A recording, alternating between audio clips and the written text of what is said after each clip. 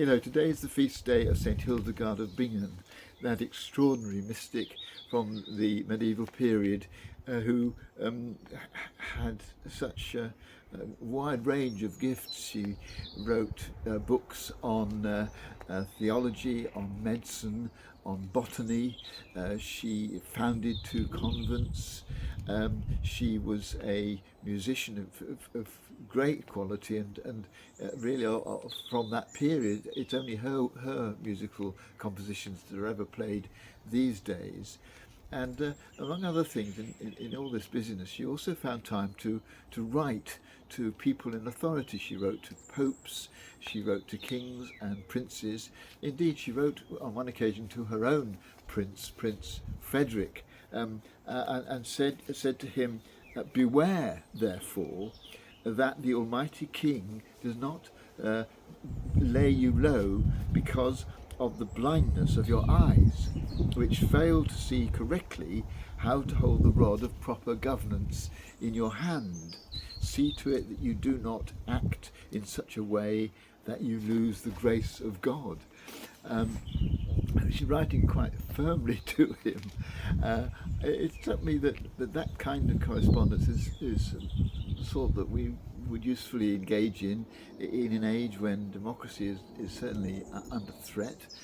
We need to exercise the democratic rights to write to those in power.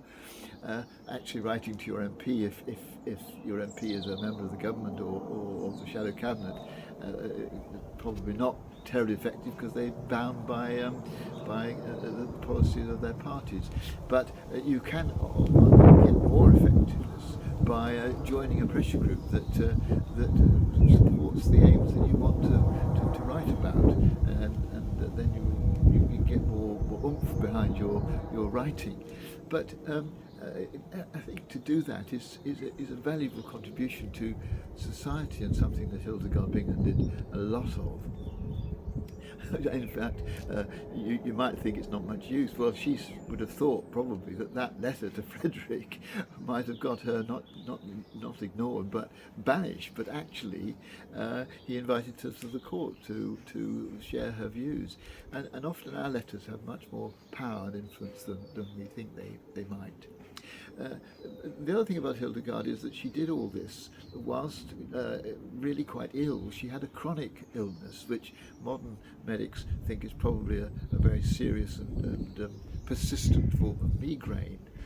But she was able to do all these things that she did while suffering from this challenging condition.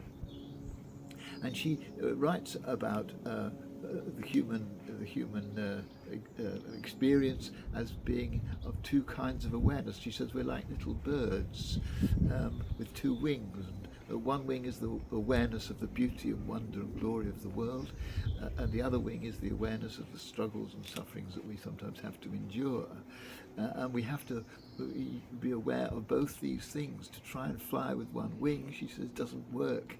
If we want to rise up like eagles, we have to fly on both wings. We have to be aware both of the beauty and of the struggle. And certainly she celebrates the beauty in her music, but in her struggle she still finds time to write these letters. That it's a way perhaps of dealing with the pain and suffering that she's going through, is still to maintain a concern for the wider concerns of the world. And I think sometimes when we're feeling that we are going through a hard time, often it's as well to remember to do that, and perhaps writing letters as Hildegard of Bingen did is one way. But if we're going to rise up on wings as eagles, we need to be aware of both wings, both the beauty and the struggle.